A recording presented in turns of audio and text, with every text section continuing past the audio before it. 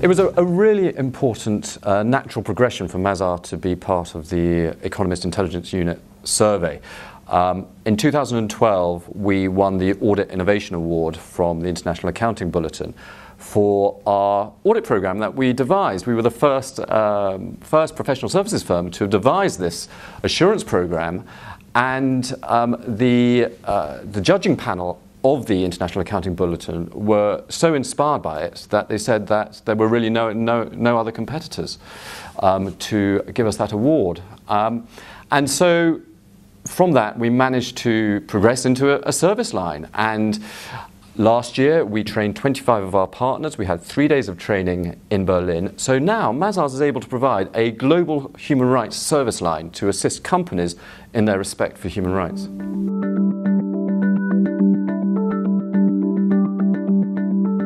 Yeah, Mazars was very honoured to be a co-sponsor to this programme. We were sponsoring it with the Global Business Initiative. This is a not-for-profit organisation that is very well known in the human rights world, but who have 18 companies, global companies signed up to them, such as GE, Total, Coca-Cola, Flextronic, and Chevron. You know, wonderful companies who very much want to respect human rights and are inputting into the movement for business and human rights. And just think about the number of suppliers that these companies have. The weight that they carry around the world is huge. So if they are now going to respect human rights, they're going to make a really big imprint elsewhere in the world.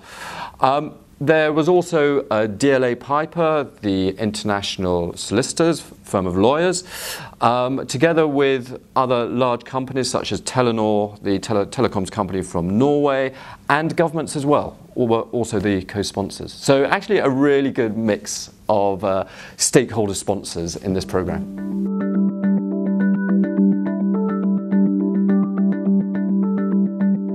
The very first learning that we took away from the survey results was that companies do now understand that they have to respect human rights. When companies were asked back in the 1990s, do human rights apply to companies? Most companies said, no, that's for governments to actually respect human rights. It's nothing to do with companies. Now, 83% of companies are saying, no, that is for us to respect human rights, which is a great change in the mindset of companies. However, when companies were asked, is there a good business case to respect human rights, only a very small proportion, 21% of companies, said that they had a business case for respecting human rights, which shows that there's a bit of an education needed with companies, because actually there is a massive business case for companies to respect human rights, because engagement with stakeholders shows that you generate greater trust with all your stakeholders, and so many programs and surveys say where there's greater trust, there is greater profitability. So actually, it does make great business sense for companies to engage with stakeholders and to respect human rights.